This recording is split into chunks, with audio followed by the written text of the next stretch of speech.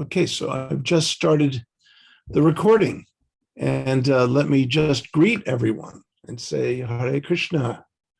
Good to see everyone. It is a privilege and an honor to be invited to speak today to the Hawaii Yatra. And I thank Daivaji for catalyzing this, and Kusha Mata for giving me permission, and others here to join us. So without much delay, let's dive into my slides, because I think you'll enjoy looking at them a lot more than looking at me. Okay, so let us do that. I'm going to share the screen, which is all set to be seen, hopefully quite clearly. Good. Can you see the screen, everyone? Is that good? Yes. It's pretty clear? Okay, good. Okay, excellent. Well, this is what I promised to talk to. Now, first of all, let's run a pretty informal thing here. If I say anything that's rather abstruse and you want some clarification, then you can interrupt me and ask me, what does the word abstruse mean, for example? Okay. Okay. So please don't hesitate. We're all friends here. It's a nice small group. So that way we can actually make this quite a nice, intimate discussion. So I'm excited about that. What I promised to speak on today is vision of the heart, the Ras Lila as the highest principle of bhakti. Now, this has been a touchy subject, the Ras Lila. The warnings that Prabhupada gives us in Krishna book, for example, are to be very much, embraced. It is not a subject matter to be carelessly presented, for sure. And frankly, it's a subject on which I focused for a dissertation for my doctoral degree from Harvard. Now, I never intended to focus on this. I was supposed to do a comparative dissertation. And my mentor said, I can see that there's plenty of material on the Christian side of things, the Western side of things, but I'm not convinced that the Vaishnava side really has gotten all the attention it deserves. So he said, I'm a little bit doubtful about a comparative dissertation. Maybe we need to focus on the Vaishnava side more. And I said, well, okay, I've been gearing up for years to do this comparative topic, which I won't talk about now. That's another topic for another time. But then he confronted me. He said, Graham, what is the highest vision of the Chaitanya tradition? I mean, can you imagine? Here's my Harvard professor saying, what is the highest vision of the Chaitanya school? So you can imagine I was rapidly going through the Bhagavad Gita, through the Bhagavatam, through the Chaitanya Charitamrita, the Bhakti Rasamrita Sindhu, and it came, I sat back for about a minute thinking about it, and I said, well, it would have to be the Ras Lila of the Bhagavata Purana. It would have to be. This is what Mahaprabhu himself listened to from the mouth of the lotus mouth of Swarup Damodar. This was the only thing that would appease him in his meditations and so on. So I ended up with great trepidation focusing on this, because all I had to think of was my godbrother saying, so what did you finally, focus on for your dissertation? Oh, just the Ras Lila. That's fine, And of course, getting the flack from people, because I've actually heard godbrothers. I mean, I've heard, godbrothers say in class, we should not read the Ras Lila. Now, that's a bit extreme. On the other hand, there is something to be said and to be and warnings to be heeded.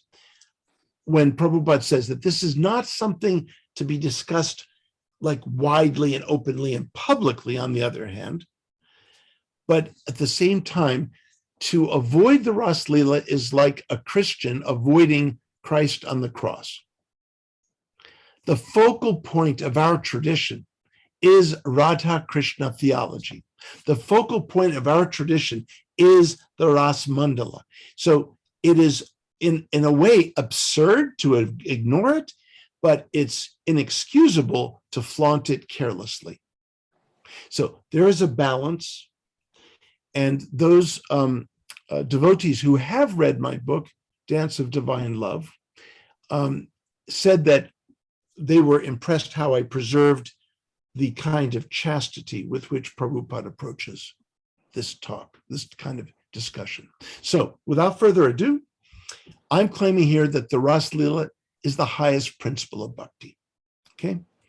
And of course, this is my, this is my blurb that I think you passed around. So there's nothing new here. So let's move right into it. And let me start just simply with a little invocation. Om Jnana Timirandasya Jnananjana Shalakaya Chakshur Unmilitam Yena Tasmai Sri Gurave Namaha. The universe embraces each one of us, yet we can be so blinded by darkness. Because our true teachers guide us with the light of pure knowledge, our eyes can be opened to the power and sweetness of illumination. Therefore, let us bow down before those who guide us on our spiritual path.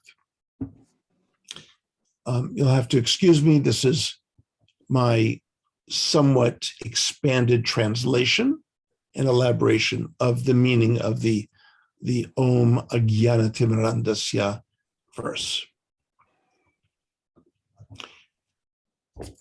Let me just come right out and say it, ladies and gentlemen. Krishna Bhakti is the religion of the heart par excellence. I mean, it just is. I teach comparative religion. The diploma behind me, or I call it a receipt, I got a doctorate in comparative religion. Prabhupada wanted me to compare religions. And I come back to Krishna Bhakti as just,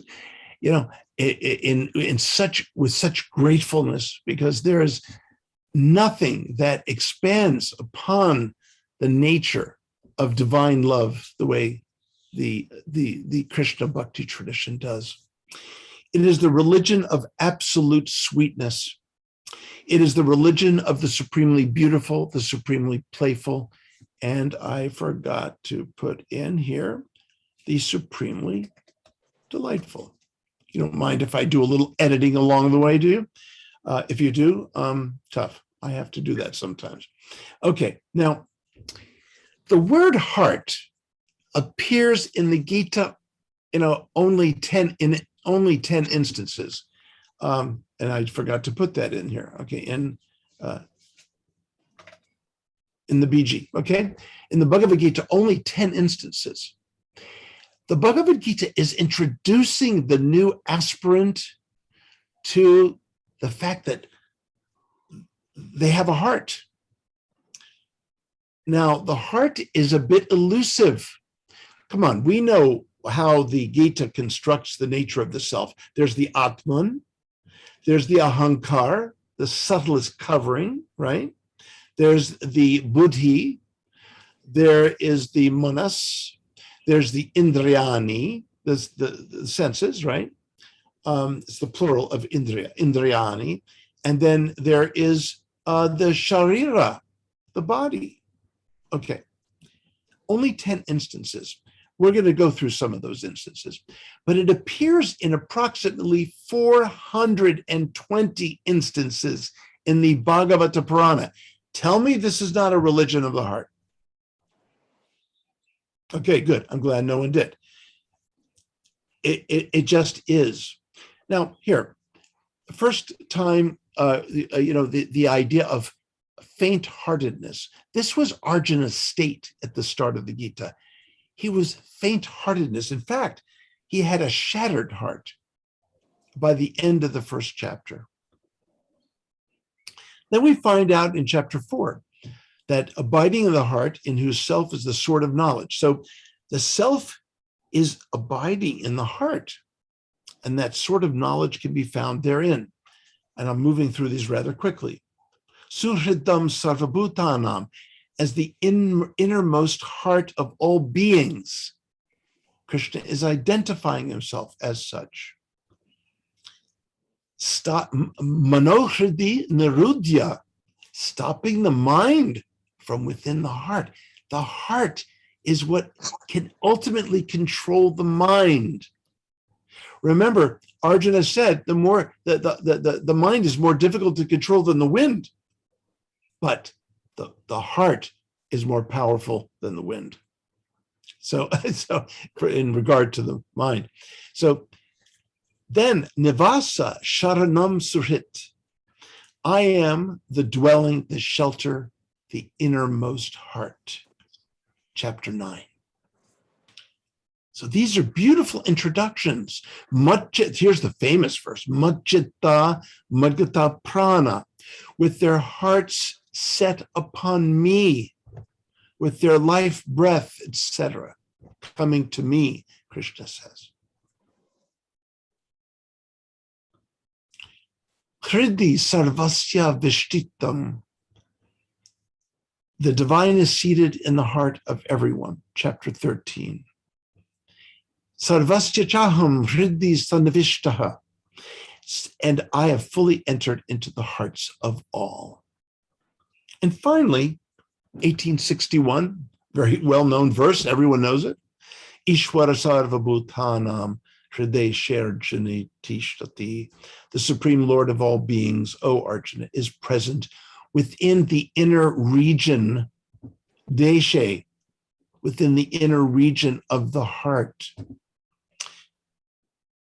Beautiful stuff, okay? Beautiful.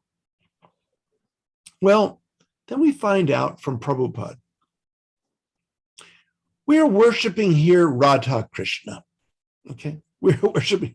Originally, there is love. Therefore, we, being part and parcel of God, we are also trying to love. A man is trying to love another woman. Woman is trying to love another man. This is natural. This is not artificial. Hello, ISKCON. Okay, I'm sorry. I may blurt out inappropriately occasionally, but I know you're all my friends and you'll understand that. Okay. When that is the defect. Oh, I'm sorry. That is not artificial, but it is perverted in the material covering. That is the defect. When we are free from this material covering, then we are qualitatively anandamayo vyasat, Vedanta Sutra. As jolly, I like how Prabhupada says that, as jolly, okay? As Krishna is dancing always, Krishna, you will never find. You have seen the picture of Krishna. He is fighting with the Kaliya serpent. He is dancing. He is not afraid of the serpent. He is dancing. As he is dancing with the gopis in Ras Lila, similarly, he is dancing with the snake because he is Anandamayo Vyasat. He is Anandamoya, always jolly, always. You will see Krishna. Krishna. Okay, Srimad Bhagavatam. A lecture. This is a lecture, I believe, to this verse. Okay. So, in case we need to be reminded of Radha and Krishna, I have presented a beautiful, beautiful miniature, which is right behind me. I spent a year in India on a Smithsonian Institution grant. I looked all over India for one of the most beautiful Radha Krishna miniatures that I could find. And this is what I found. Our godbrother Bhaktisiddhanta, the artist, the sculptor in Vrindavan, I showed it to him and he said, this is definitely one of the most beautiful renditions of Radha Krishna. Our goal is to join Krishna's leelas in different rasas. Krishna is eternal, Prabhupada says. His pastimes are eternal. Just join with Krishna, his rasa dance, his play with cowherd boys, his dealing with his father and mother in Vrindavan. So this movement is to join Krishna's pastimes. Arrival lecture, Los Angeles. Krishna displays rasa dance to attract souls to him for real enjoyment. Quote, you have to go back to home, back to Krishna, and there is your real life. Krishna comes, therefore. He displays his rasa dance in Vrindavan to attract these fallen souls. That if you want enjoyment, why not come back to me? Here's the enjoyment. Here is the enjoyment, eternal enjoyment, varieties of enjoyment. Aren't these wonderful quotes? I'm very select. I've tried to be very, very select with my quotes here. And yet, here's the third one before I show you where we're all going. The intelligence is that we should again go back to home, go back to Krishna and dance with him in his rasa dance. Now, could that be more explicit, or I don't know. I don't know. Is that kind of subtle, or is it pretty straightforward? I think it's pretty straightforward. Okay. And this is where we want to go. This is all of you are seeing this for the first time. Almost nobody has seen this in the world. I have just commissioned this over the past year. I got a grant, a large grant. So Kim Waters, the famous artist that whose work Prabhupada loved. I was right there when Prabhupada first saw her work in New Vrindavan. She did the illuminations from the Bhagavad Gita. Remember that Kim Murray and Chris Murray, right? So Kim and I have known each other since childhood, by the way. And we independently came to the movement. So 50 years ago. So I finally commissioned her to do this rendition of the rasa dance that starkly contrasts the other three famous renditions we have in the movement, Jadharani, Vishnu Das, and Dhriti. All wonderful, wonderful artists, don't get me wrong. But all of the depictions are the gopis, Vraja Gopikas and Krishnas dancing wildly. Yeah, this, like this, very, very wild. What I wanted to show is the prema, the loving exchange, the glow of love, the glow of love. And I think this rendition does it. Anyway, it is now being reproduced and will be available for devotees later. Since the Lord is Satchidananda Vigraha, he likes every part and parcel of his different potencies to take part in the blissful rasa dance, because participation with the Lord in his eternal rasa lila is the highest living condition, perfect in spiritual bliss and eternal knowledge. Notice the phrase, the highest living condition. You see the jiva is subject to conditioning. That is not a bad thing. We're infinitesimal entities, so we are going to be subject to conditioning. The question is, what conditioning? Which conditioning?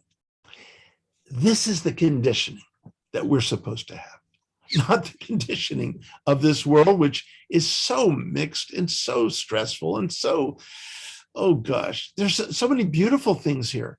And well, you Hawaiian people, you're kind of spoiled. I'm not even going to speak to that. And Daiva always agitates me with, the Hawaiian condition. Okay, whatever. But the rest of us who are real, not the Hawaiian devotees, but who are out there in the world, like Jagai Natai and myself and others probably here, we know that the world's very mixed. And really, ultimately, there is no shelter here in this world. And the conditions that we have here are ultimately mixed with negative aspects. Here is the perfect condition of purest love. So let's get into this. Let's move into the Ras Leela and its first significant verses. Okay, so I'm going to let all of you read this. Okay, I'm sure all of you are acquainted with Devanagari. Okay. Sri Badarayana Uvacha, Sri Bhagavan Apitaratri, Sharadot Pulla Mallika, Viksharantu Manas Chakre, Yoga Mayam Upashritaha.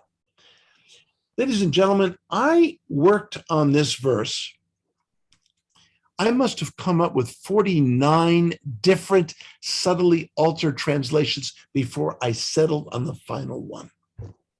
I spent months on this verse. I've written 20 pages in my book just on this first verse, And we do not have the time to go into details today. But suffice to say, this first verse says it all. It's a bija for the whole Leela.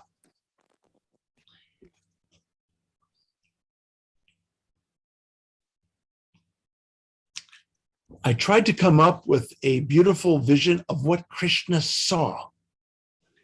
Even the beloved Lord, seeing those nights in autumn filled with blooming jasmine flowers, turned his mind toward love's delights, fully taking refuge in Yoga Maya's elusive powers. Whew. Okay. Ladies and gentlemen, can you see the jasmine? Okay, can you see it? It's all over the forest. You see, I was there. I took a picture of what Krishna was seeing. At least just go along with me, okay? Indulge me here, okay? So this is the jasmine around the forest. And what now the essential components of this drama are there. 4 things. And the intention of the whole drama is here embedded in this verse. I'll quickly go through them. 1, the beloved Lord. Okay, so that's one. That's the hero. Okay, seeing those nights in autumn filled with blooming jasmine flowers, that's the scenery. That's the Dhamma. Okay, turned his mind toward love's delights. Well, that's his intention. Okay. That's his intention. Turned his mind toward love's delights, fully taking refuge in Yoga Maya's elusive powers. Ladies and gentlemen, let me tell you, if you can trust me here, there are several places throughout the Bhagavata that speaks about Yoga Maya. Even the Gita speaks about Yoga Maya. But in no place, anywhere else, does Krishna submit himself fully, taking complete refuge in Yoga Maya, forgetting himself, allowing himself to completely forget himself and lose himself in the beauty of the Vraja scenery at night in autumn during the Kartik season, the very season we're in now. Now you may ask, where are the heroines? Where are the gopis? I mean, you got the other 3 factors. You got the beloved Lord, the scenery, and Yoga Maya. But wait a second. The Vraja Gopikas are the most prominent voice in the whole Leela of 5 chapters. Where are they? You'll have to read the book, but I'll give you a clue. Seeing those autumn nights, the word Ratri is used. Ratri. You see the word Ratri? That is the Vedic goddess of the night. The gopis are likened metaphorically unto the goddesses of night that blossom at night. They're blossoming out of their homes like jasmine in the autumn. And if you know anything about jasmine, it doesn't bloom in the autumn. It blooms in the spring and the summer. So there's something extraordinary happening here. Jasmine is blooming in a season it shouldn't be, and jasmine is blooming at night. And so are the gopis blooming from their houses into the forest. So this is metaphorically referring to the Vraja Gopikas. And the Vedic goddesses have black hair like the night here that you see. And they, of course, all goddesses and all young Indian women wear jasmine on their hair. So this is very rich complex, circuitous metaphor, which I don't have time to go into, but it took me, years to study this and figure it out. So suffice to keep it at that, and let's move forward. Look at the next. So here it is. Even the beloved Lord, seeing those nights in autumn filled with blooming jasmine flowers, turned his mind toward love's delights, fully taking refuge in Yogamaya's elusive powers. So he's taking full, whoops, someone's trying to get in here. Okay, there we go. Okay, so the next verse then is such a beautiful. Tadoda Raja Kakuba Kararmukam Pratya Valimpan Anurlena Shantamai Sachar Shaninam Udagachjo Merjan Priya Priyaya Ivadirgatarshana. Sorry, I have kind of a Sanskrit Tourette's, and sometimes I can't help myself. Okay, so please work with me here. Then the moon, king among the stars, arose, spreading soothing reddish rays over the face of the eastern horizon. By the way, in the Bhagavatam, when Hridayananda translated it, he made the mistake. He said western horizon. That's a mistake. Okay, so keep that in mind. My translation, I had a little more time to spend on my translation, so he's to be forgiven. Okay, over the face of the eastern horizon, dispelling the sorrow from those who looked on, as a lover caresses his beloved's blushed face, consoling her after long separation. So this is the image of a lover touching his beloved's face, and when he does so, she blushes. So the horizon is like the moon touching the horizon, and it begins to blush, reddishness all over the horizon. So it's just beautiful. You have to understand something. My Sanskrit professor at Harvard, who knew 14 languages and read poetry in all those languages, wasn't a particularly religious man, said that this passage was the most enchanting poem ever written. Okay? This is someone has no, if you hear me saying that, you'll say, yeah, Garuda. Okay, yeah, okay, fine. But he said it. And it's published. This is actually written in a published form, not just I used to go to his apartment and study the Bhagavata with him, along with some other students, and we were reading the Venu Gita and so on passages. Anyway, listen to this next beautiful third verse. Seeing lotus flowers bloom and the perfect circle of the moon, beaming like the face of Rama, the goddess Rama, reddish as fresh kumkuma. Seeing the forest colored by the moon's gentle rays, he began to make sweet music, melting the hearts of fair maidens with beautiful eyes. This is exquisite poetry, ladies and gentlemen. And then finally, these first four introductory verses. Upon hearing that sweet music, their passion for him swelling, the young women of Vraja, whose minds were captured by Krishna, unaware of one another, ran off toward the place where their beloved was waiting, with their earrings swinging wildly. Javalola kundala, Javalola kundala. It's almost onomatopoeic. So that's the way the Ras Lila begins. It begins with extraordinarily rich and deep poetry that is unexcelled.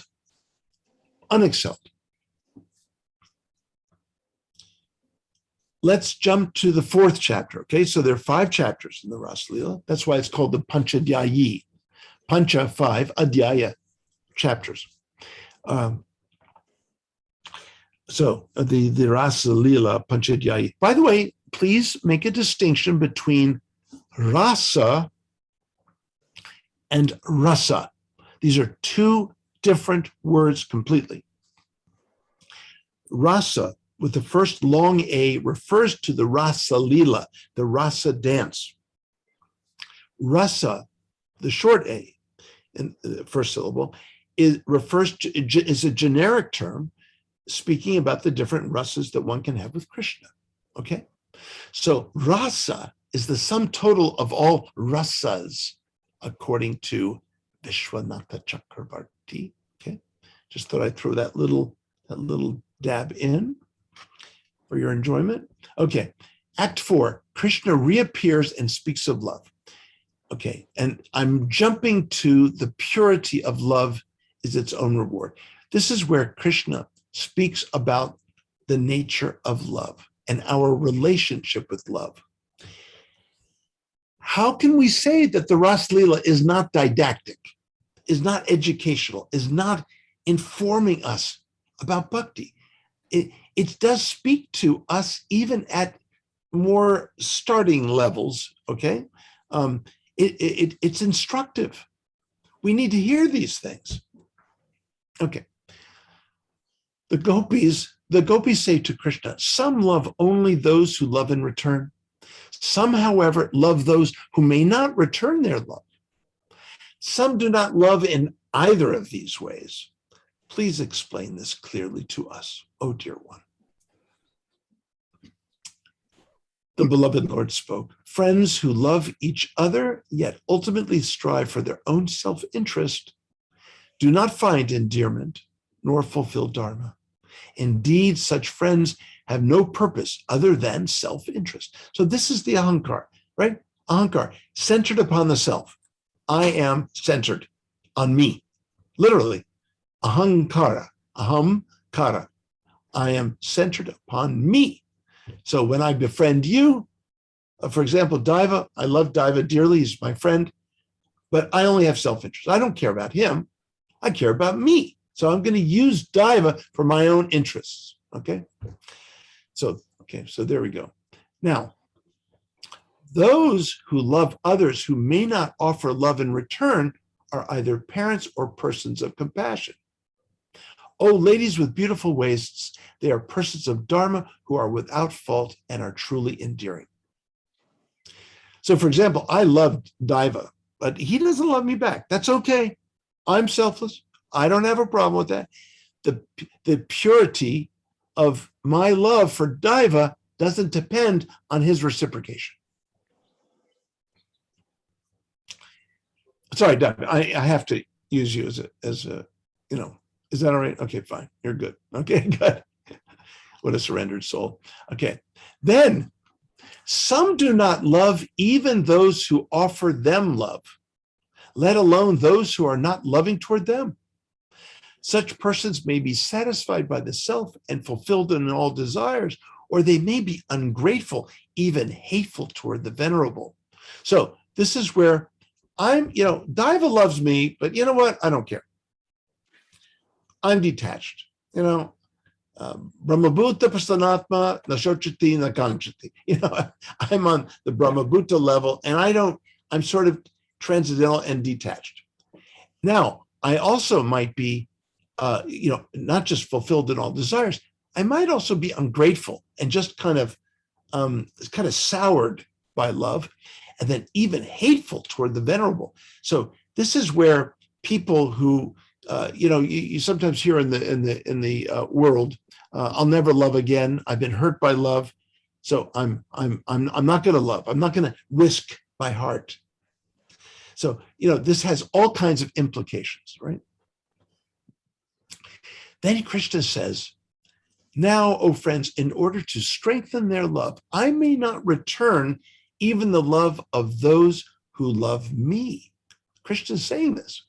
Like a poor man who obtains a treasure and then loses it, such a person knows nothing else, filled with no other thought than regaining that treasure. So that's Krishna standing within our hearts. He may not reciprocate exactly the way and when we want to, but that's because he has been waiting an eternity for us to return his embrace. So he's been waiting a long time. Give him a break, you know? Dear ladies, indeed, for my sake alone, you have abandoned the world, the Vedas, and even your relatives out of love for me. It was out of love for you that I became invisible, though you were never removed from my sight. See, the gopis in the second chapter thought that Krishna abandoned them, but actually he was with them the whole time, but they didn't feel that they were with him. And so the Gopi Gita is about their longing and feeling hopelessly disconnected from Krishna, but Krishna never disconnects from us. We sometimes feel disconnected from Krishna. It was out of love for you that I became invisible, though you were never removed from my sight. Therefore, you should not be discontented with me, O dearest ones. I am your beloved. And finally, the last verse, I am unable to reciprocate your faultless love for me, your own purity, and all that you have sacrificed for me, even over the lifetime of a great divinity. Severing strong ties to your homes, so difficult to overcome, you have lovingly worshiped me. May your reward be your own purity. That's the real clincher there. May your reward be your own purity. Your purity of love is the reward. Whatever happens, reciprocated, not reciprocated, unremitting, whatever the case. Okay, and then finally we get to the rasa dance. Act 5. Thus, having heard the enchanting words of their beloved Lord, the gopis forgot the agony caused by separation from him. Their desires were fulfilled simply by touching his limbs. Then Govinda commenced with the play of the rasa dance with his devoted ones. Those jewel-like maidens joined together by pure love, linked their arms with one another. The festival of the rasa dance began blossoming forth with the perfect turning of a circular formation of gopis who were beautifully adorned. Rasotsava sampravritta gopi mandala manditaha. When the Supreme Lord of Yoga, Krishna himself, entering among them between each pair, Jagai Nitai, we talked about this earlier, you mentioned this, right? The Supreme Lord of Yoga. He's a Lord of Yoga because he's the first one who does yoga. Then we do yoga to return his embrace. And when he with his arms grasped the necks of all those young women, each thought she alone was at his side. Then hundreds of chariots, celestial chariots, crowded the sky, carrying the captivated denizens of the heavens with their wives, their souls anxious to behold that scene. Kettle drums resounded while showers of blossoms fell to the ground. The leading Gandharvas and their wives sang about his perfect glory. The bracelets, ankle bells, and bells decorating the waists of those young women, each with her own beloved, created a tumultuous sound in the circle of the rasa dance. There, glowing brilliantly among them, this is the verse that comes right before the climactic verse of the whole text. They are glowing brilliantly. Someone's trying to get in. Oh, Swami Ashram's trying to get in. Okay. He must be finished cooking. I understand he cooks there quite a bit. So let's see, is he joining us? Practically. He's connecting to his audio. Okay. He was one of the ones that wanted it recorded. Yes. Okay. Well, he's joining late, but he'll get some right from here. Yes. Welcome, Swamiji. We're into it, but you will have a recording of it, and anyone else also. So, but here, you're coming just in time. Look at this verse. They're glowing brilliantly among them. We're talking about the rasa dance being formed right now, the circular rasa dance, okay? Okay, there glowing brilliantly among them was the beloved Lord, son of Devaki. In a setting of golden ornaments, he appeared like a magnificent emerald. What? Green? In the commentary, Sridhar Swami, the famous Sridhar Swami, original commentator of the Bhagavata, hundreds of years ago, he said, no, Krishna's not an emerald. He's a sapphire. He's blue. And he actually was correcting the Bhagavatam, right? And the commentators were going back and forth. I won't go into details, but suffice to say this: Vishwanatha comes along, and he always solves every problem. Vishwanatha resolves every commentarial dispute. He says, yes, of course, Sridhar Swami is correct. Krishna is blue, like a sapphire, but he appears to be green, right? That's why I translate this. He appeared like a magnificent emerald because in close proximity to the Vraja Gopikas, the golden complected Gopikas, when you combine the primary colors of blue and gold or yellow, you get the secondary color, green. And what I draw out in my book is that the significance of this is that Krishna, his color is melted by the gopis. Notice that the gopis do not change their complexion. Very significant. Moving along. By the way, I am disciplining myself like crazy because I have so much to say about all these verses. So you really should thank me eventually. Send me an email, whatever, thanking me for not going on for 12 hours.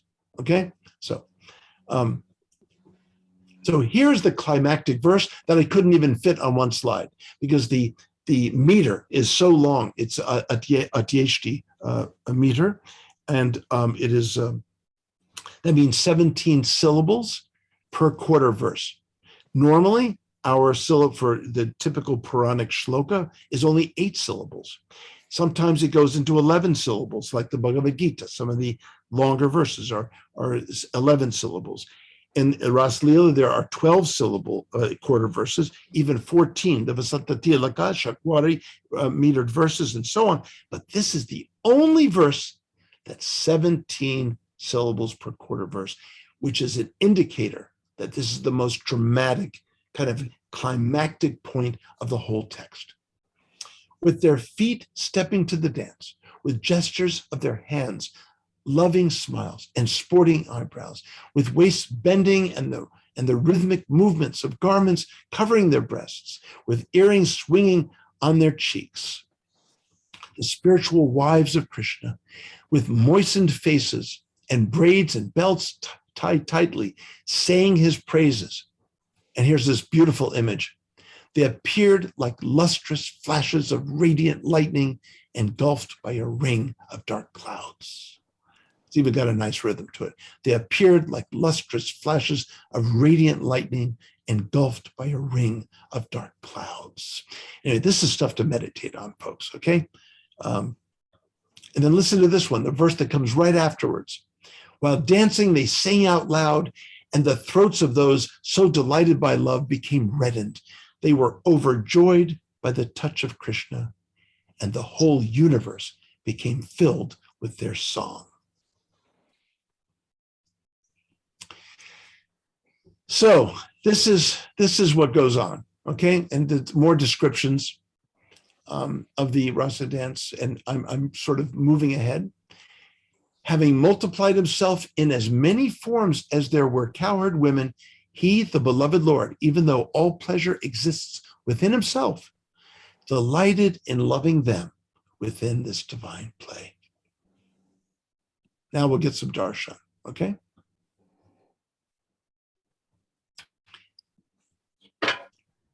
Notice the mandala effect. Notice how there is this beautiful circular vision embedded in the composition of this painting, which, by the way, I worked with the artist so carefully that this would be so, in a detailed way, fixed to the text. A lot of renditions of the Ras Mandala, they introduce gopis with drums. There are no drums in the Ras Leela. Okay, sometimes cows are coming in, and deer, and birds of all peacocks. No, it's at night. Everyone's asleep. Now, the only ones who are awake are these denizens in the vimanas up here, and they're playing drums and they're showering down flowers. Okay, so the only percussive dimensions of this are the ankle bells and the waist bells and the bangles of the Vrajagopikas. And that's what's keeping the rhythm. Of course, at the center are Radha and Krishna. Now, here's my confession. Here's where I totally deviated from the text. And I happily confess to all of you. Radha or any gopi is not mentioned at all as being at the center. Okay, there, I confessed. Okay, I don't see any of you yelling and screaming at me. It's from the Gaudiya perspective, from the Chaitanya. Okay, Rebecca likes that. Okay, from the Chaitanya Vaishnava theological point of view, it's unthinkable for Radha to not be in the center. It's just, she has to be there. Wherever there's Krishna, there's Radha. Wherever there's Radha, there's Krishna. They are inseparable. They can't be separated. So this is the only place where I deviated, and it's a major, like, super cool deviation, okay?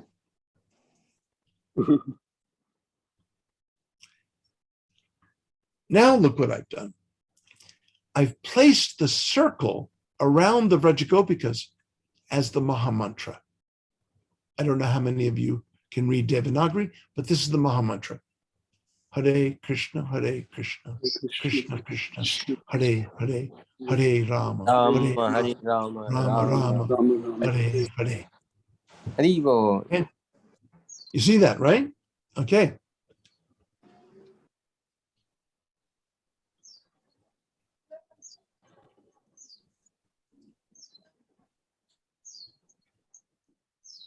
O Hara, O great goddess, O power of divine love that inspires us, Hare. Remember, these are names in the vocative case. These are names that are calling out. We are trying to gain the attention of the divinity here, okay? Krishna, O divinity, O supreme beauty that attracts our hearts. Then Rama, O divinity, O supreme pleasure that delights in our love.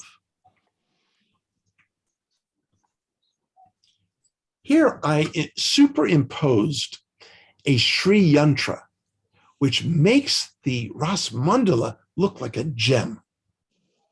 The superimposition of the Sri Yantra on top of the Ras Mandala, look at this. It looks like the most finely cut, most beautiful gem in all the universe. And now look at this.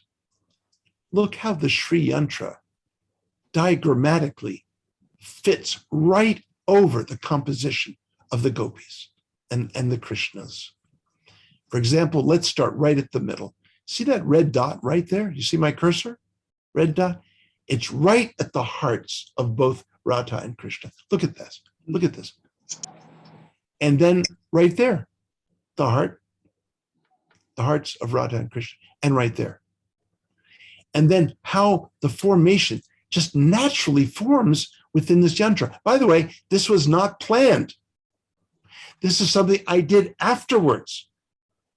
I said, something tells me that this formation easily fits within the Sri Yantra. So I just, laid it over, the top, and look at this. It's just magnificent. Divinely inspired. I'm very excited about this rendition. Very, very excited. It should be a japa meditation. Okay, now in closing, ladies and gentlemen, I want to offer you something that I wrote. 12 foundational principles for the essence of Krishna Bhakti. The Ashtaprasthana Tattva Krishna Bhakti Sara. It's a mouthful. Okay, don't try to say it. But this is a work in progress, but see if you relate to it. And then we can open up for any discussion. Is that all right, Kusha? We'll just kind of glide to the finish line and then open up, okay? 1. So if you had to explain to someone the essence of what we're all about and our vision, because remember, I promised vision of, what was it? The vision of Krishna Bhakti, was that the title? I think it was. Well, Vision of the heart. Oh, vision of the heart. Okay, good. Okay, the Bhakta's heart is really what I'm saying there by heart. One, the divine loving relation of Sri Radha with Sri Krishna is our highest vision. And we experience great pleasure in all that is supremely beautiful, playful, and delightful between them, in them, and from them. Two, at the very depths of the heart, Sri Radha and Sri Krishna are everything to us, and how everything and all of reality is embraced by their love. You see, bhaktas ultimately speak of a loving universe, of a loving reality that embraces each one of us. Yes, our little pictures are crazy and painful, and they can be kind of ugly unless you live in Hawaii, whatever, you spoil people. I'm sorry, I didn't mean to insult the Hawaiians here. But anyway, the point is that we feel embraced in the ultimate sense, in the smaller sense, in the smaller painful pictures illustrated and symbolized by Arjuna, for example, in the Gita. Yes, there are painful small pictures, but the large picture, the big picture, is that of a divine embrace, of their love.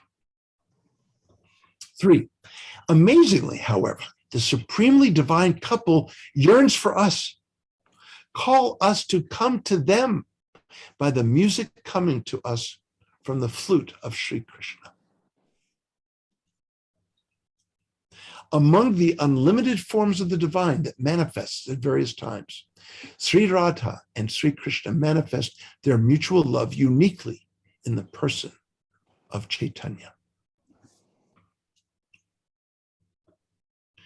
Their divine love also comes to us through gurus, through the hearts of others, through precious persons in our lives, and the epiphanies of the divine that come to us. For example, that can include deity worship. I mean, it can include a lot of things. In fact, we devotees are spoiled. I mean, we have so many revelations of Krishna, coming to us all the time. That's our bhakti process. Okay, this is the anti-penultimate one. We practice a life of bhakti and seva in order to deepen and purify our hearts for loving the divine, and that is bhakti. 7, penultimate one, we become absorbed in a life of bhakti, forever fully absorbed in the divine embrace, and yet desiring even greater union and closeness with the divine. That's prema bhakti. And then finally, prema bhakti rasa.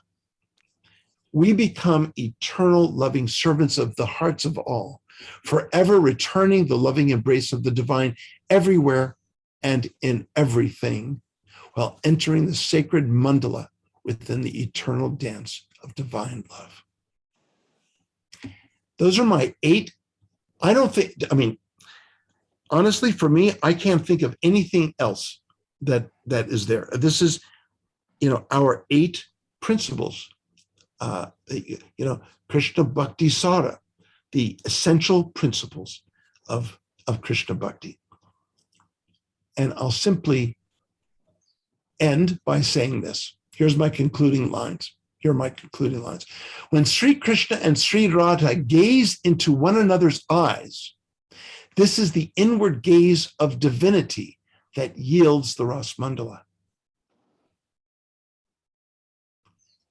This is what happens when they gaze at each other. Each of the Vrajagopikas are but the embodiments of different emotions of Sri Radha.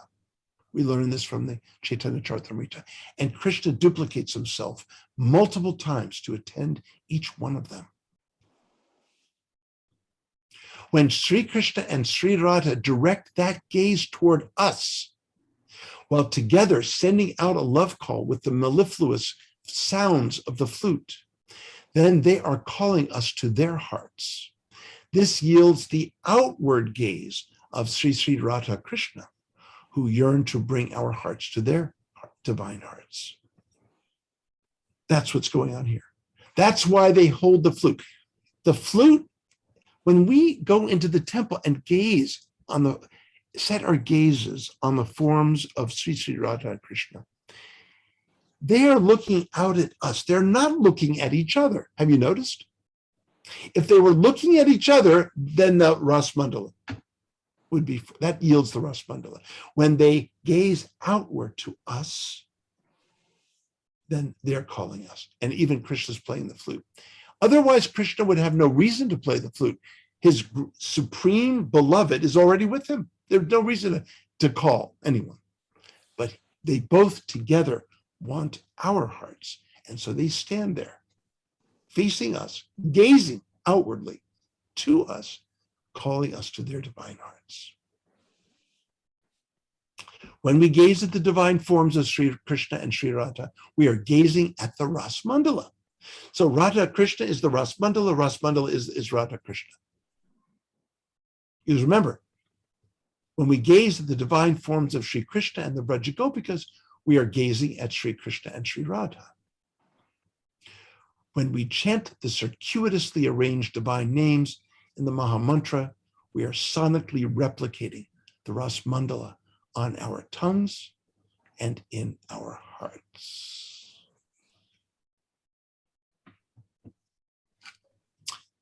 Okay, I have been pumping a lot of stuff out here, and I am going to switch to stop share, and I am now opening up for any discussion. Any comments, any yeah, Jagai Nitai ji. Yeah. Thank you so much, Prabhu. That was so super nice.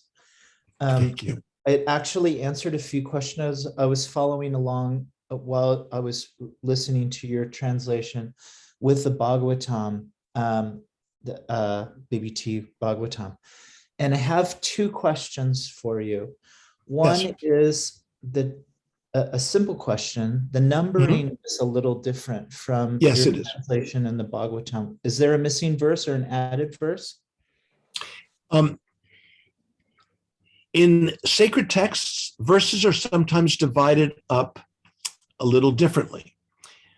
It's a question of how you divide them up. They're roughly, the text is the same, but the way they're divided up. So in the BBT version, chapter 5, I believe there are 39 verses. Mine is 40 verses. Is that right? Is it 39? It is 39, correct? Yeah. There we go. Okay. 39 is a strange number. And I really feel that it really divides best as 40. Now, that's just, Garuda Das's, Graham Schweig, PhD, nonsense, observation. But the commentators never actually speak when they identify the verses. You know what? They don't identify them by number. You know what they do? The verse starting with blah, blah, blah, blah, blah, blah, like, Bhagavan Abhitaratri. So there's never a mistake when identifying a verse. And that tells you that the verses do get divided up a little differently depending upon the edition.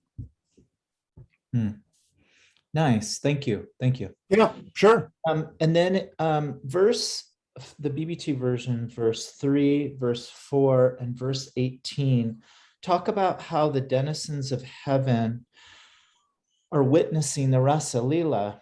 And specifically verse 18, which has always bewildered me, says that the wives, as they watch it, they become agitated with lust.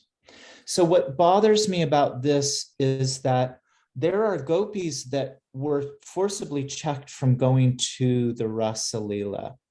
And there's a lot of commentary on why. But then we see denizens of heaven, which we know enjoy, even Gandharvas and stuff, they're not pure devotees, are able to witness this. And that doesn't seem correct. It seems like they should be also barred from witnessing such an amazing thing. Well, I hope they're not listening to you, Jagai Nitai, because they will be incredibly insulted. And I just take pity on you if they find out. And I hope no one listens to this recording. So I'm afraid for you, honestly, my friend. Okay. But that said, my translation, observing the play of Krishna, celestial ladies moving in the sky became enchanted and passion arose in them. Now, the word lust, Prabhupada uses the word lust, in different ways, and you have to be careful with that. Kama means desire, and it can be either worldly desire or, transcendental desire. And passion is certainly there in the Gopikas. So there's nothing wrong with passion arising in them, in the celestial Gandharvikas and so on, Gandharvas. And they apparently were specially privileged, but then again, they were serving the Ras Leela. What were they doing? They were playing some instruments. Come on, they were jazzing it up a little bit. And they were also dropping flowers down. So they had seva. This is like Kusha telling Swami, you no longer can serve the deities. Now, why would she do that?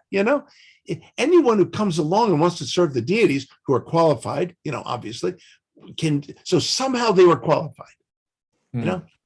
Somehow Swami Ashram is qualified to cook for the deities there in Hawaii. I don't know why he's qualified. I have no idea how he's so qualified to do that. But Kusha knows, and so Krishna knows that these celestial denizens, these Gandharvas, are to be contributing to this Leela. Nice. That might mean there's a great chance for us to get in there, right? I mean, yeah, you're pretty celestial, Jagai Nitai. I think you strike me as being pretty celestial. No one's ever called me celestial, but I'll accept that. Well, okay. So here's I like first. your translation. It seems to be less materialistic than agitated by lust. Seems like a weird, not weird, but it just seems very materialistic. Where passion arose in them seems it's confusing the way it's applied there. And now it's again, like they're looking over, looking down, and getting lusty. It seems like they shouldn't be participating in this. But actually, this is a really good point, Jagai Nitai. You know why? Because the last verse, which I don't have readily available for you to look at, but the last verse of the whole Ras Leela says, anyone who hears this Leela will have lust and the disease of the heart, hrid rogam, which is lust, which basically means selfish, a passion to be self-serving. That's what lust is. Lust is when I'm insensitive to the hearts of other beings. And when I use other beings, to serve my own desires, that is lust. But the last Shuka says that the when hearing this Leela, the hridrogam, the disease of the heart, which is lust, is eradicated, and one becomes sober and wise. How about them apples? Nice, super nice. Thank you, Prabhu. Good stuff. Thank you. Thank you. Oh, Rebecca did the applaud emoji there. Did you see that? I love the little things that come up like that. Yeah. Anyway, anyone can say anything, just any reflections, whatever. Yeah. Kusha Devi, you're in front of Sri Panchatattva. You must listening to this amazing insight into japa and Rasa Leela and making it so practical and visionary for us. Thank you, Garuda. You're so wonderful, my dear godbrother. Thank you so much. Kusha, you must have some nice realizations there and sharing with us, a resident of Vrindavan and Navadvip. Well, I have one thing I'd like Kusha to comment on right away. I want her to tell us what she thinks about my new Ras Mandala rendition. I love the painting. I think it's absolutely, I've always been a big fan of Kim's work. Yeah, Kim's work. In fact, I just recently gave Rebecca that original book, and I was saying, can you make us a business card that's just like Kim Waters' work? Yeah. Before I even knew that you had, I mean, her work is par excellence. It's Yeah. just so, there's an innocence and it captures the Braj Gopi mood. Yes. But the verse you just had up there about the moon and the stars and how Yes. they were even amazed, and the moon and the stars and the twinkling of the jasmine flowers, like everything and every particle of Chintamani Dham is in the mood of service, in the mood of glorification, in the mood of absolute ecstasy. And when we think of love and lust and ecstasy, it's like when you think of the divine love of the Supreme, the most purified experience is that love of Krishna. But one of the questions that I had was, when we were visiting Badrinath, we had heard about Nar Narayan Rishi cutting his thigh and all those apsaras that came out of his thigh, because Indra was tempting him, trying to tempt him to break his meditation. And when these apsaras were coming at him, he got annoyed, so he cut his thigh, and more beautiful ladies came out. Everyone fell in love with him right there on the spot, and he promised them to enter into that. Yes, I will incarnate later in the Krishna Leela, and you can enter into my Leela, and I will satisfy all your desires at that time. And also the rishis that fell in love with Ram in the forest, they were all madly in love with them, but in those incarnations that he wasn't able to satisfy their lusty desires, which they're not lust, it's purified lust. It's like, oh my God, finally we got it right. Finally, that's really the real deal, that we could have an ultimate satisfaction. Lust has a bad rap because this world, it's fraught with pain. It's radically the worst possible scenario is, it sucks in the world. But finally,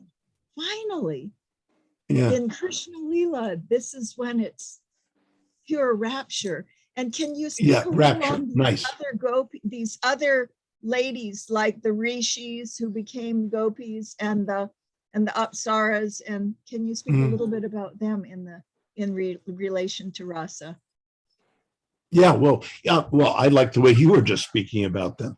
I mean, you're right. Those are excellent examples that you see.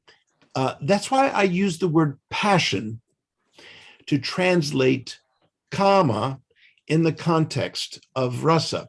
Now, Krishnadas Kaviraj Goswami, all of you remember that passage in Adi Leela. Wait, was it Adi? I think it is. Where he taught, fourth chapter, Adi Leela, kama, he contrasts kama and prema. And he says, kama is, bad stuff, it's worldly, it's lust, and prema is pure and perfect and so on. And then he talks about how the gopis can appear to be, lusty. And so I'm just going to use the word kama for them too. So he dissed the word kama completely. And then he said, but I'm going to use it. So, but here's what I've done. I mean, that's my job as a scholar. So the word passion can be either worldly passion or transcendental passion, or divine passion. And I prefer the word passion over that of lust, because I'm kind of haunted by the Shakespearean sonnet on lust, which, by the way, is so powerful, it'll floor you when you, it sounds like the Gita, the all devouring, thing of this world is lust, right? Well, my gosh, Shakespeare, it should be an addendum to that passage, because it's almost commentary on what Krishna is saying, it's powerful. I prefer to keep lust sort of in a different context, but passion seems to work with the qualifier, the modifier, the adjective, either worldly, which obviously is going to be selfish or mixed, a very mixed situation, or it's going to be pure, something that arises, something that is true emotion, moving out from the pure heart, something that moves out from the pure heart, pure emotion. And this is what our rasa theory is all about, our bhakti rasa from Rupa Goswami, which I've written about. And so I like the way you were talking about it.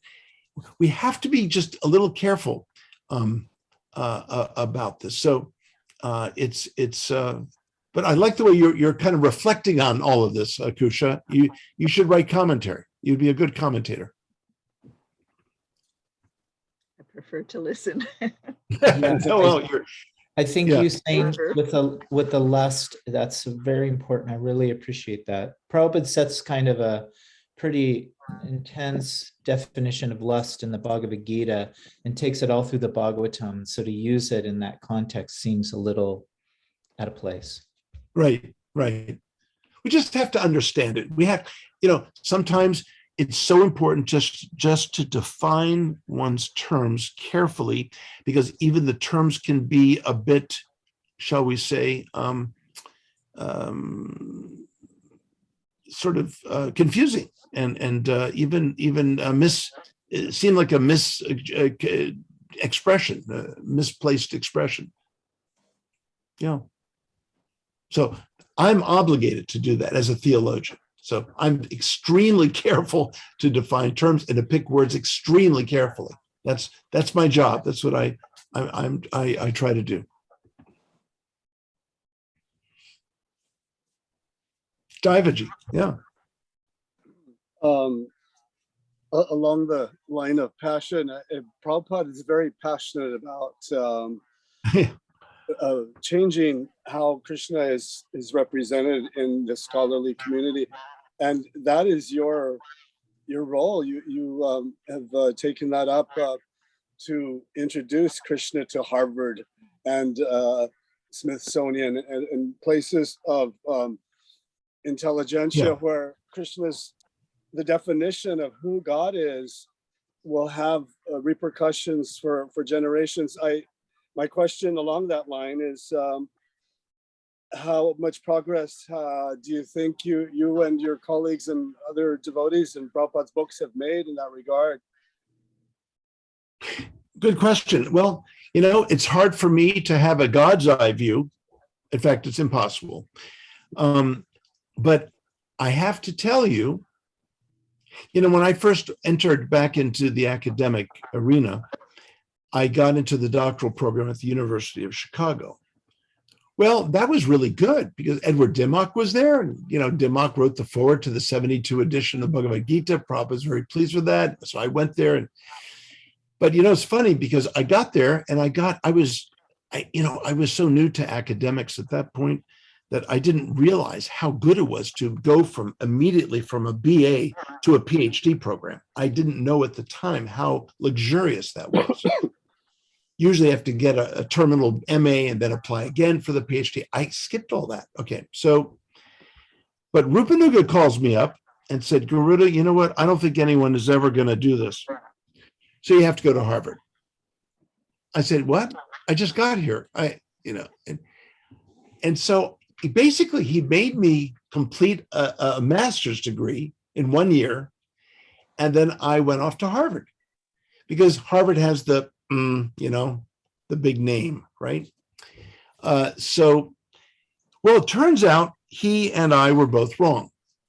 There are many people taking up this practice of going into the intellectual world and trying to change the way persons, scholars, students understand Krishna Bhakti, even understand Vedanta, as Prabhupada is called Bhakti Vedanta, not Advaita Vedanta, but Bhakti Vedanta.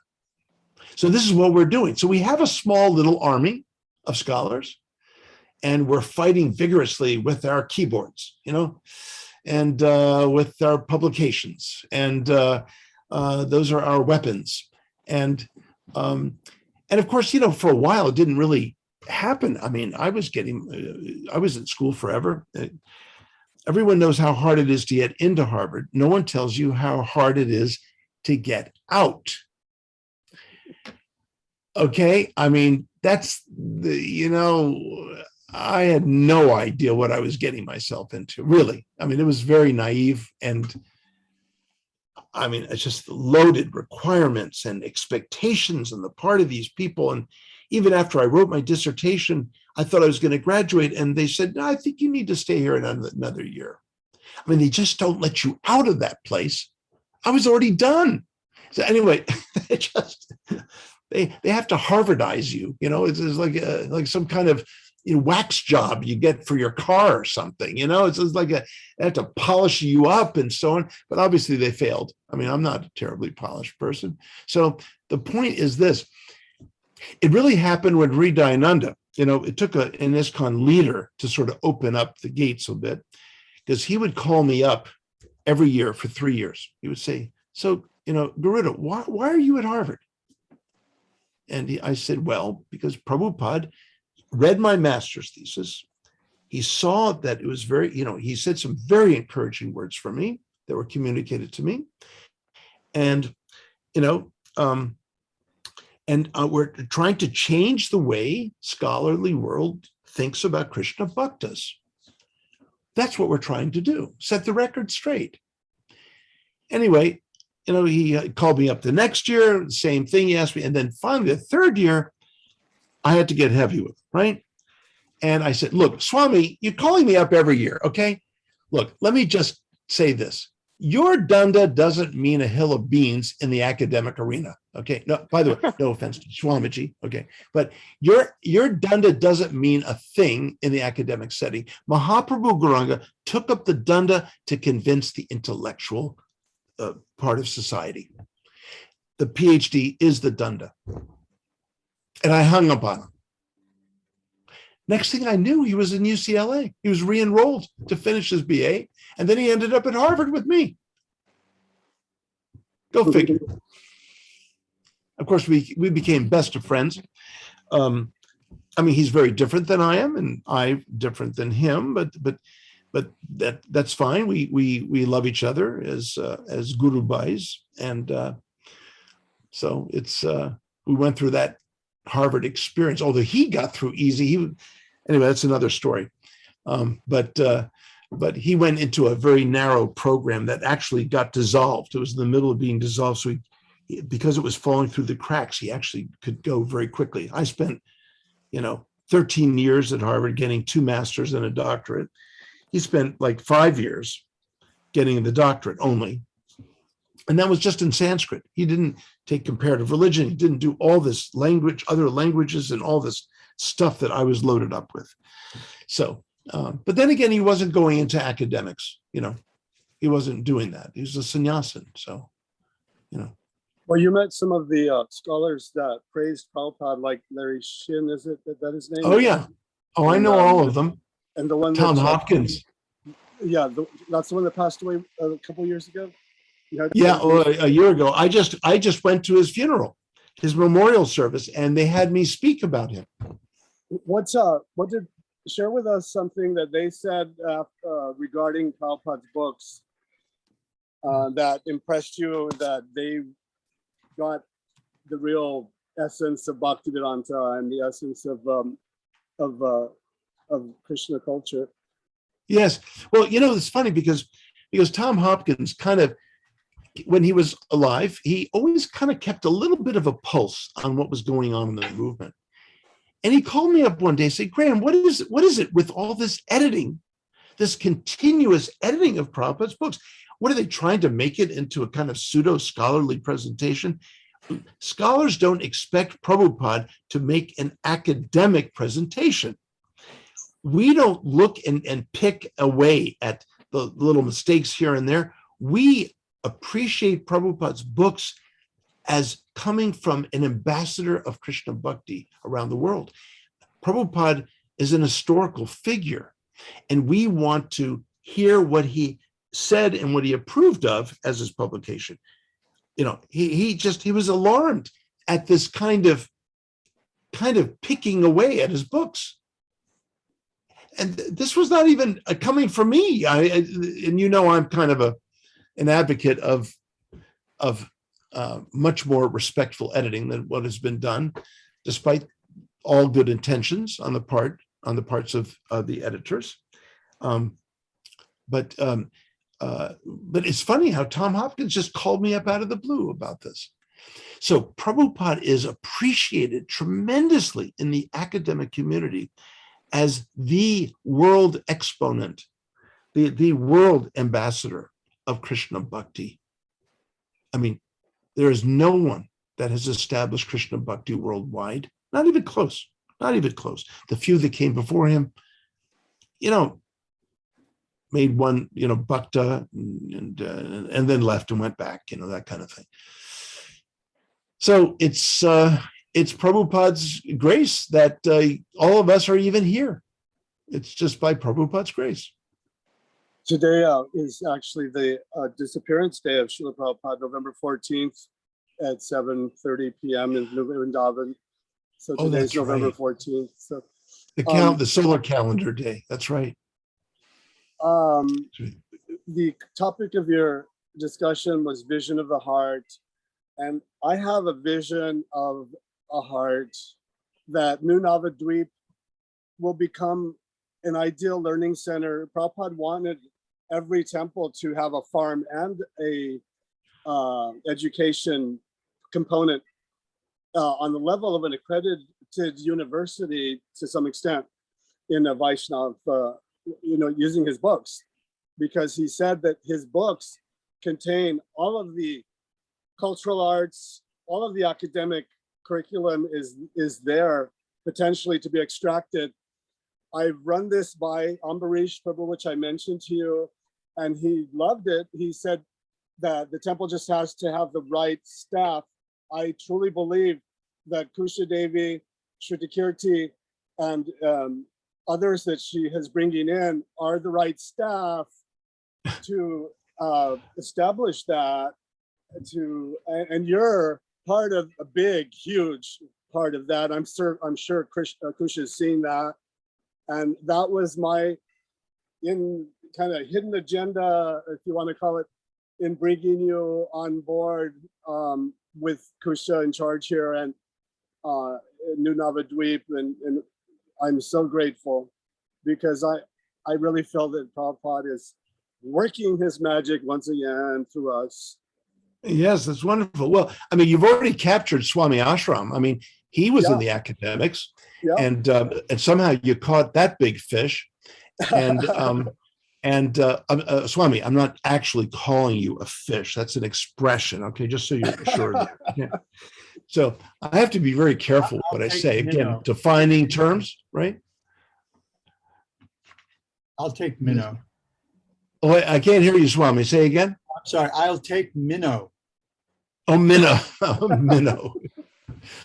No, big fish, metaphorically. Okay. So the idea is that, again, with these days with video conferencing, people are that's the good thing about COVID, is it showed that actually video conferencing can be very effective. And I teach in two universities, 3,000 miles apart. And I've been doing that for years, partly because I've been using Zoom, and I do fly out to Berkeley in the beginning of the semester and the middle. But during COVID, I didn't fly out at all, And those are doctoral students, and I mean masters and doctoral students. Undergrads, that's always a little harder. Daiva, your vision. The next talk should be not vision of the heart, but vision of Hawaii education, devotional education. That should be the next video. But I'm happy to, do whatever I can. I've got a lot of, book projects in the works. Believe it or not, I'm actually producing 6 books right now. It's crazy. but they're all kind of going on at the same time. I haven't done anything since I finished Tamal Krishna Goswami's book for Oxford, A Living Theology of Krishna Bhakti. So I've been starting books from way back then, and they're all kind of staggered, and they're going to be completed soon. A book for Yale, the Yoga Sutra, a book for Oxford, the Yoga of Love, which is a redo of Dance of Divine Love. It's sort of sort of an incarnation of Dance of Divine Love that was published by Princeton. And then the world's first Bhagavad Gita comprehensive concordance, word reference. No one's ever produced this. They've got them for the Bible, they got them for the Quran, but they don't have one for the Gita. What's that about? So I'm producing that with Columbia University Press. Oh my gosh, I've got so much going on. So, and there's more. I won't bore you all with it. Thank you very much for all that you're doing. Oh, well, thank you, Kusha. You're kind. You're very kind, and your appreciations mean a lot to me. So I'm mostly here with senior Vaishnavas, and I'm the minnow, Swami. Okay, I know what you were trying to do. You're trying to get me to realize my minnowness, my minorness. Anyway, but seriously, these are inspiring, possibilities, and I can see maybe getting something together. But it's tricky because everyone is busy.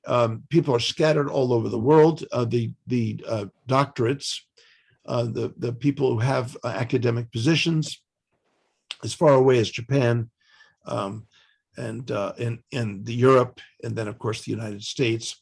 So it's tricky. It is tricky. So there are logistics involved here. In Can I ask 2010, Mazie Hirona passed legislation through the Hawaiian government that Hawaii was the interfaith capital of the world. How's that? Really? Yes.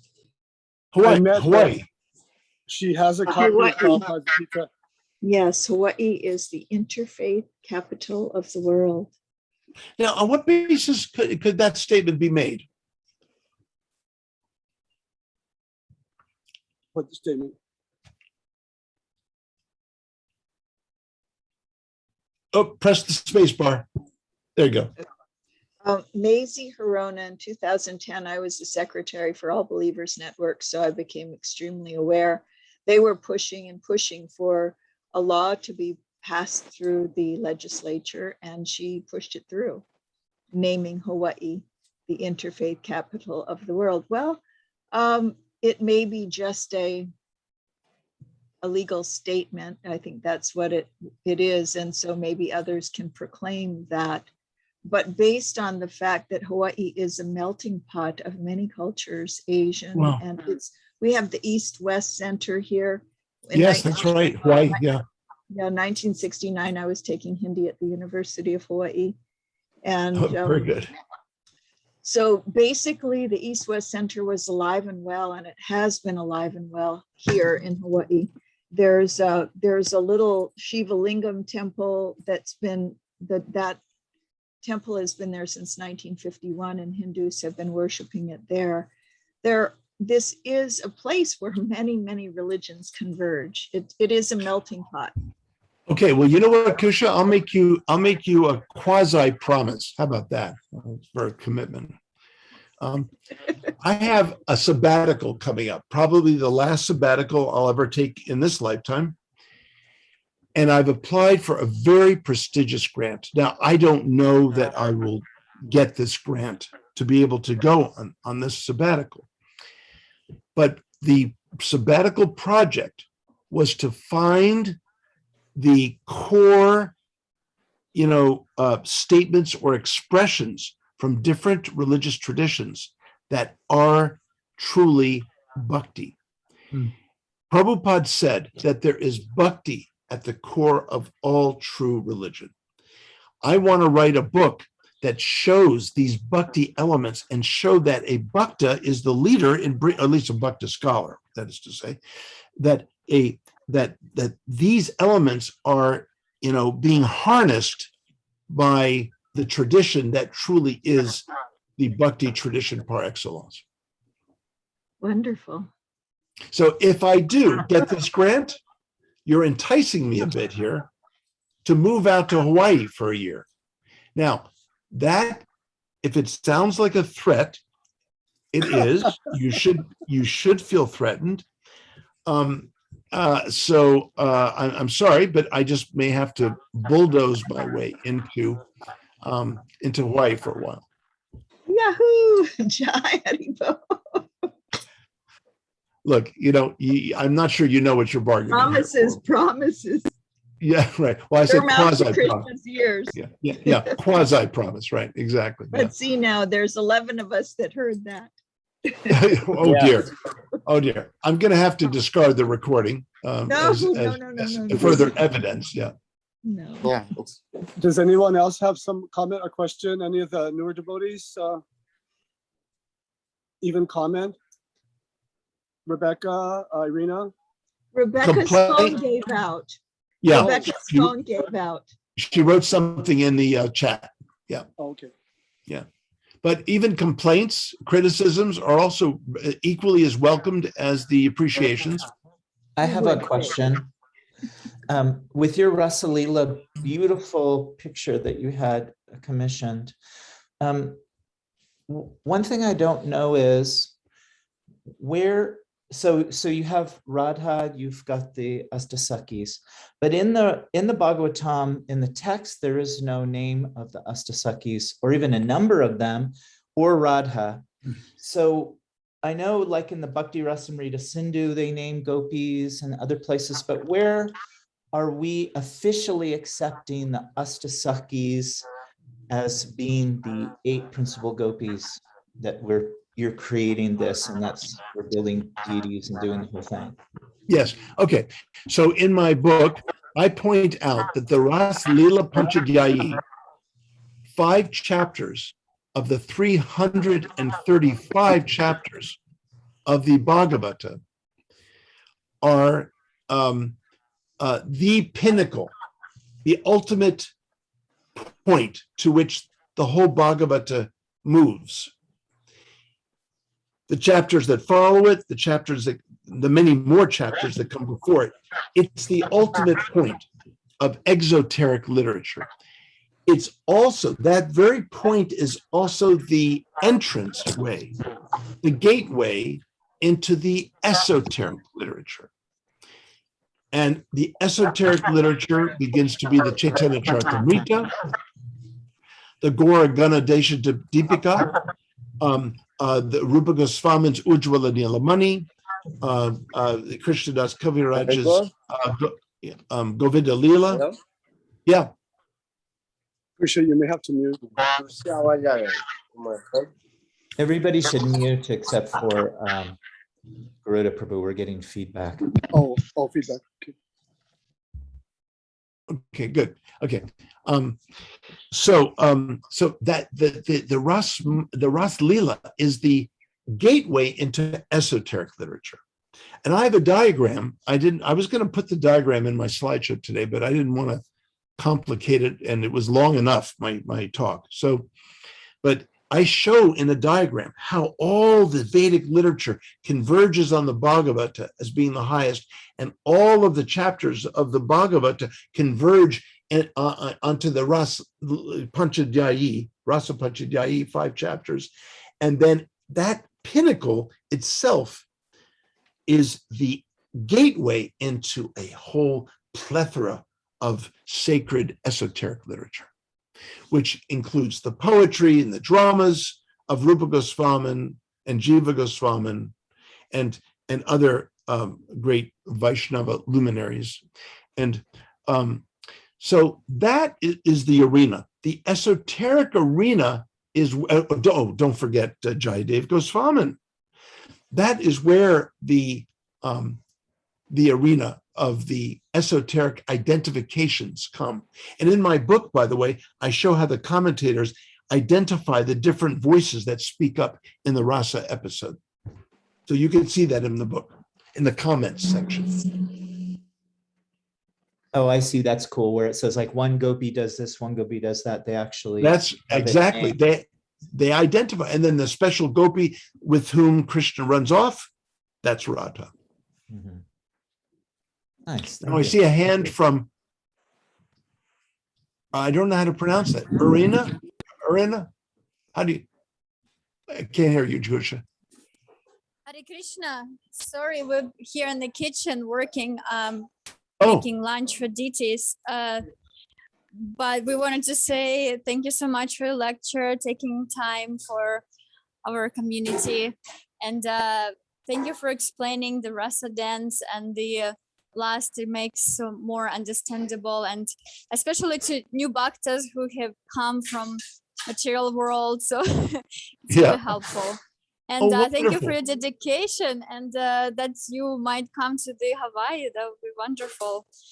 Yes, And, I have threatened that. I have threatened that for sure. And thank you for your sweet appreciations. But isn't it nice to have a tradition that ultimately has a vision where you dance eternally with God? I mean, how does it get better than that? I mean, you know, I don't know. I mean, show me something better, and you know, I'm fine with that. But really, to dance with God, I don't know. So true. That's what we do when we're happy. We sing and dance kind of naturally. And I think Right. the happiest place is with God. So it I makes think total so. sense. Yes. Yeah, and that's what yes, attracted me to Krishna consciousness is that mood. wonderful, wonderful. Are all your Vaishnava brothers and sisters treating you well? Oh, very much more than I ever deserve. Yes. Oh, very nice to hear. Very nice. And we have Bennett here. He was very appreciating that your thought on your thought on writing the book and finding the roots of the bhakti in all the religions. I think it's beautiful. That's what true unity is, and we very need that. The world nice. needs that. Thank you Oh, for great. having your Well, thoughts there. well, thank you for that encouragement. I hope that my grant evaluators will also feel the same way. So we'll see what happens. We'll see what All happens. right. Good. Thank you. And Hey, if thank you, anyone gives, Daiva Prabhu, for organizing this meeting. Thank you. You're welcome. It's I had you in mind. You're wonderful. You're the new bhaktas there at the temple are wonderful. Thank you, Kusha, for cultivating. She's a great cultivator. She's a natural, what we Yeah. call in Hawaii, mahiyai, or a planter. She knows which seeds are ready to be nourished, and she really has 2 green thumbs, 10 green thumbs, 2 green Wow. thumbs. Yeah, with these new bhaktas, they're doing well, and Bhakti Ashram Swami also, he's doing nicely to help cultivate them. What can I do? I just do what I can. I see an opportunity with you, Graham Schwag, Yeah, Professor. call me Graham. Yeah. Professor, what is that? Do you have your little moniker there handy? What is Yeah. it? A squirrel? Oh, my Keeps on your little, Professor Nutty. Yeah. Yeah.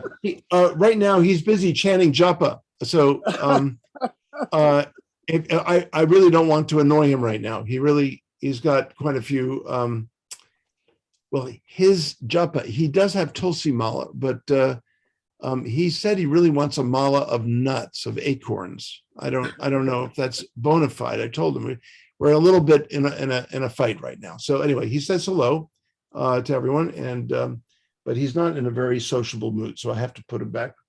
Speaking of japa, when you compared the rasa mandala to japa, when I was a new devotee, and I suppose this was handed down, you get your japa beads and they say, the 108 represent the gopis, and the center bead, don't cross over it, that represents Krishna or Radha Krishna.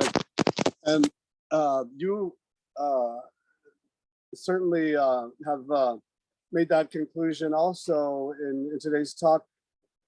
You mentioned that the painting that was done would be a nice japa meditation.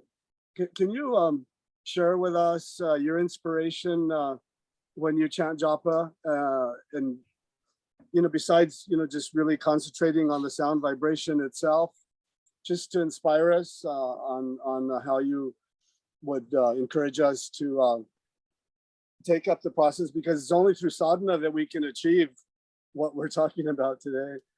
Yeah. Well, I mean, really, I'm glad you brought up the sort of symbolism of the japa mala, the japa mala. That's very true. And it's, you see how all of this really works together, right? The Maha Mantra is circuitous, like no other mantra. It does things that no other mantra does. It's all in the vocative case. It's all divine names of God. It doesn't even utilize the bija omkar, the pranava omkar. It doesn't need to, because it's gone to the essence of all mantras. And that's why it's known as the Maha Mantra. What else is it called, the Maha Mantra?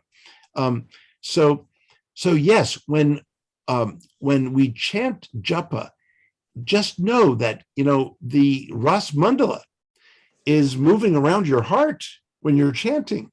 And I always hold the bead bag up right at my center. Okay, right at the center. So I like to open my eyes and see a Ras Mandala. I like to close my eyes and feel the Ras Mandala at the same time. We're calling out to these divine figures in the Ras Mandala. Now remember, the Ras Mandala is when Krishna and Radha gaze at each other. But remember, they're also calling us when they're together by themselves and they're playing the flute. So they are calling us, and then they want us to join the dance, like Prabhupada says. So it's both. Anyway, these meditations are wonderful. I mean, now, one can chant the Maha Mantra as a discipline to focus on things, but that's fine. But, so many of us right here in this little group, we have been chanting for 50 years. Kusha, much longer than that. So, I mean, 52. Okay. So, but the point is that this is the harvest season, Sharadiya season, right? Kartik. This is the time to harvest the best chanting that we have. And that's why I made this presentation today, to inspire chanting that really moves toward this great dance. Let the mantras dance on your tongue.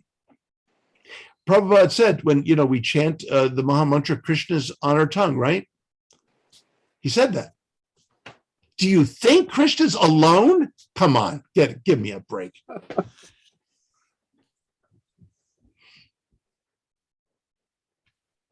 Well, I think It's so nice to have a scholar filled with bhav.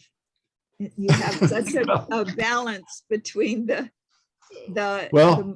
intellect and the heart. So it's quite lovely. Lovely. Kusha, you're very gracious to say that. I hope one day that I can fulfill the appreciative words that you offer. So, but I see Swami's got his hand up. I just figured out how to do that. Okay. I want to join the chorus, thanking Daiva for organizing this, thanking you for taking the time to spend with us. I really appreciate it. I was really stoked that you brought up the last verse of the Rasa Panchajayi. I actually mentioned that this morning in my own class here at the temple. Is that right? In a different context. So I really appreciated that. But I also want to thank Krishna Kanta for cutting you loose for a couple of hours to spend with us.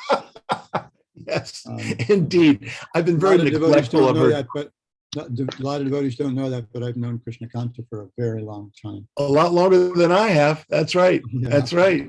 Yeah, she always speaks so fondly of you, Swamiji.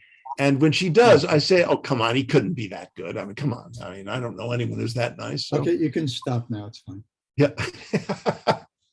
Swamiji, thank you. I will mention that to her. She will be very warmed by that. But yes, in fact, today, that really does apply. I've been very neglectful. I've been on different lectures throughout the day, and tonight I've got to regroup. So I'll be working on that. Thank you, Swamiji, for your gracious comments. Oh, yes. Please, your name. Jagatarini Dasi, otherwise known as JJ. Okay, yeah, good.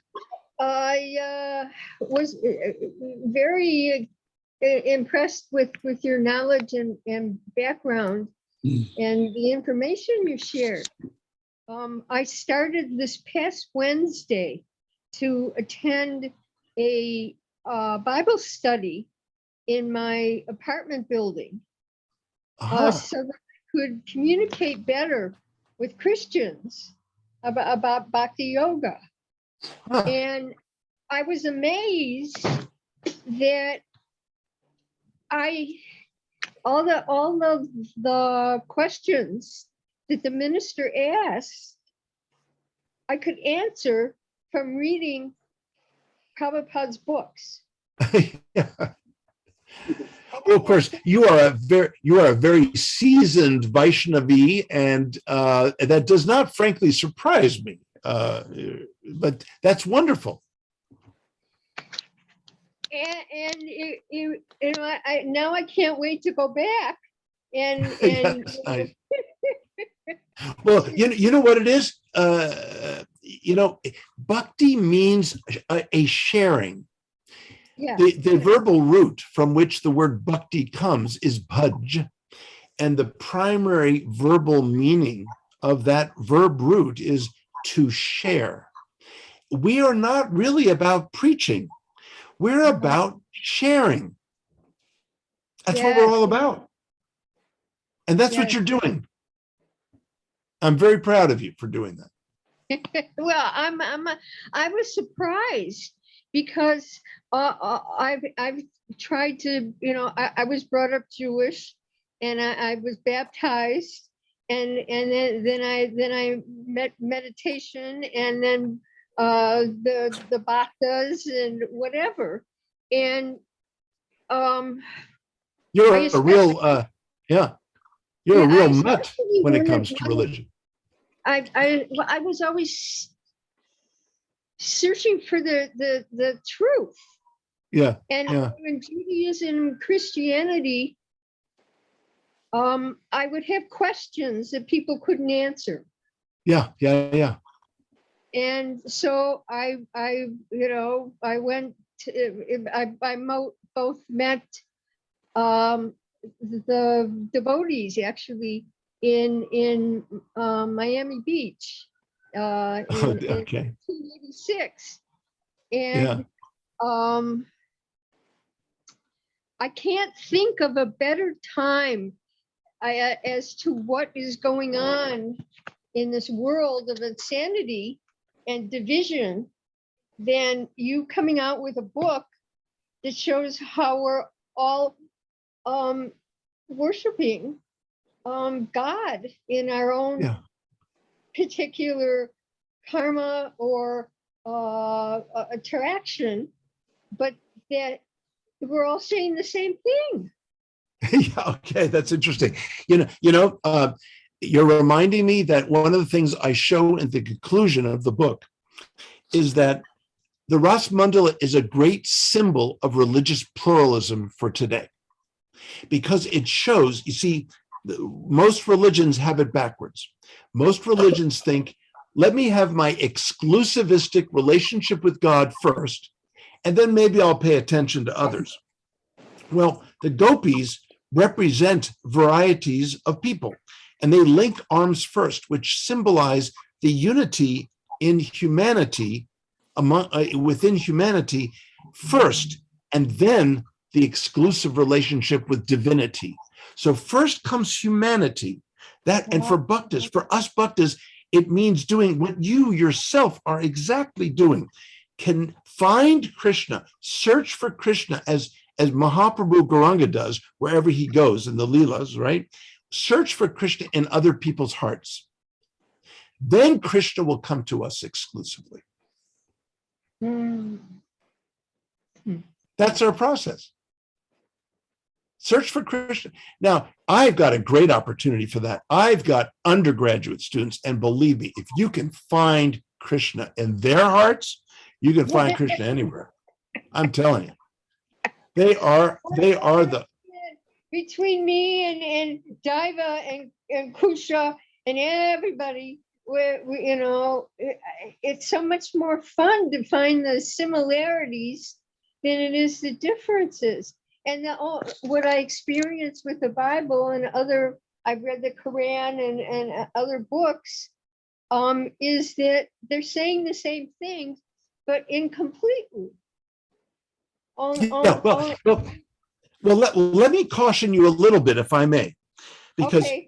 you know, it's not exactly that they're necessarily saying the same thing, but that they are contributing some unique angles on the nature of divinity, different rasas. I mean, the Christians have a very different rasa than the Bhaktas. That's why you're a Bhakta.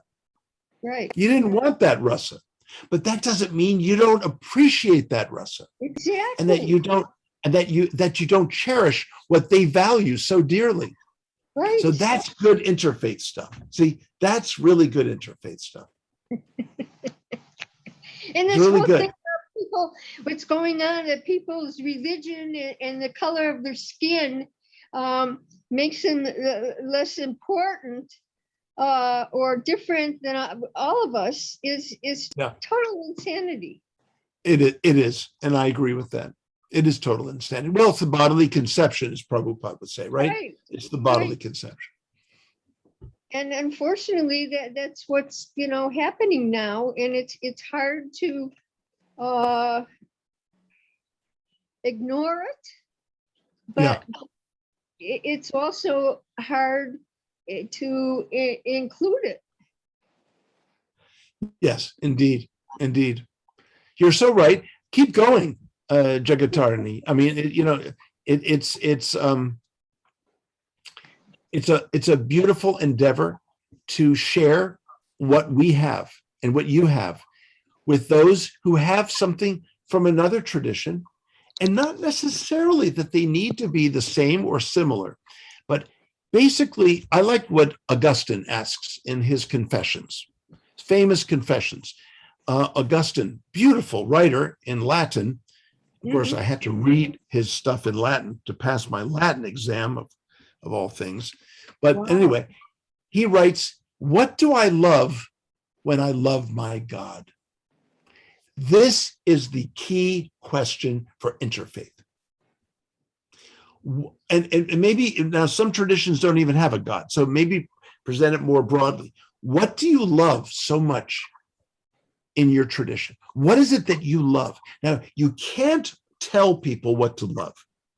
So whatever they say to you, whatever they share with you, whatever they entrust with, of their hearts to you, we need to receive in the most gracious fashion. See, if I tell you that my mother is the best mother in the whole world, none of you will be offended by that, because you're going to say, "Oh, isn't that sweet? Garuda really loves his mother." But if I start saying, "And your mothers are false," whoa, okay. Now we've got problems. If that absolute statement is expressive of my heart's love, fine. But as soon as I start judging other mothers, and even whether there are any authentic mothers compared to mine, this is when religion has problems. Okay. Anyway, there's so much more to say about interfaiths. Don't get me going. We'll be here another few hours. I'm feeling a little self-conscious about keeping people here longer than they should be or want to be. So perhaps we should wind this up, and with Kusha's permission and Divaji's permission, and know that there'll be a recording. About interfaith. Can I say one thing? Yes, please, of course. Well, when I was a new devotee, and they, back in the old days, they really had a hard time letting you go home for Christmas, Yeah, that's right. Well, I did after the second year, and I went with my girlfriend to a Pentecostal service, and they all prayed tongues around me. They thought they would save me, and I enjoyed it so much, and I cried and I sang and I loved every minute of it. It was such a beautiful experience. But at the end of the day, I went home to Prabhupada. There you go. Yeah. And the Yeah. same thing happened when I went once to Sufis, and I Yeah. loved it. I Oh, they're danced beautiful. They're beautiful. so beautiful. And I said, you know, if I didn't have a family, a bhakti family, you would all become my family. But at the end of the day, I go home to Prabhupada. That's home. That's right. That's right. You know, I once gave a class at the Brooklyn Temple to about 300. It was Sunday feast, about 300 people squished in there. And time for questions. One young lady raised her hand and she said, I'm new. I'm a new Bhaktin, and my parents are very committed Christians, and they're very worried about my becoming a Bhaktin. And, you know, they really don't want me to come to the temple. And they're kind of resisting it. It's getting very tense. What do you suggest? My suggestion to her was, when you go home, why don't you sit down with your parents and ask them, what do they love so much about Jesus that they want to share with me, you know, with you, with her, right? Listen, go and listen. This is our first process, Shravanam. Invite them to speak to you about what's in their heart. Of course, they love you and they want the best for you. So find out from them what is the best that they have in their own faith, and let them talk. And you know what? If you inquire enough and you show how appreciative you are of it, they might ask you, well, so what do you like so much about Krishna consciousness? Be an example for them the way they should be example for you first. Now, then, you know what happened? Then Ram Bhadra raised his hand, the temple president, then temple president. He said, Garuda, I'm surprised that you responded that way. I said, what did you mean? What do you mean? He said, well, I would have said, by the way, you know, you want me to be a Christian, but, you know, Jesus is the Son of God. We worship the Father of God. I said, Ram Bhadra, that really doesn't work, my friend. You can't tell people who they love and who they are, who the people, you can't dictate what other people's hearts love. You've got to let them speak. If they come to the conclusion that God the Father, I mean, when's the last time you called Krishna Dad, Ram Bhadra? You know, we don't do that. So, you know, the thing is that, you know, it's easy to throw out these platitudes and these kind of superficial, you know, remarks, but you see, it's really eclipsing dialogue when you tell other people what they love. Dialogue has special dynamics, and we have to learn those dynamics, but it's built into Shravanam, Kirtanam, Vishnu Smarnam. When the Shravanam and Kirtanam are beautifully balanced, and it's really a dynamic that's very much absorbed in sharing, then both are lifted up to a new sense of community, a kind of samadhi of Shravanam. I mean, of Smarnam, a meditation, they're lifted up into a new sense of caring and loving each other. That's interfaith. But Ram Bhadra, you know, was maybe a little typical about his response in that way. But he appreciated it, you know, when I said it. He didn't take offense. So that was good. So it's all good stuff. We'll have to do this again sometime if you're up to it. Look, but Kusha and Diva, I really appreciate the opportunity. I'm delighted to meet others here and then to hear Swami Ashram's voice. So I thank all of you. Thank I'd you. like to say that we're engaged in Sweepanam and Mapanam. Hey, there's virtue to sweeping them and mopping them. I think there's a virtue in that, honestly. So I respect that totally. Thank you so much. I'll be in touch, Diva and Kusha, about the recording, where to get it. Thank you all so much. Oh, Hare Krishna. everyone. Hare Krishna. Hare Jai Krishna. Prabhupada. I'm going to Jai see some Prabhu. more devotees. Jai.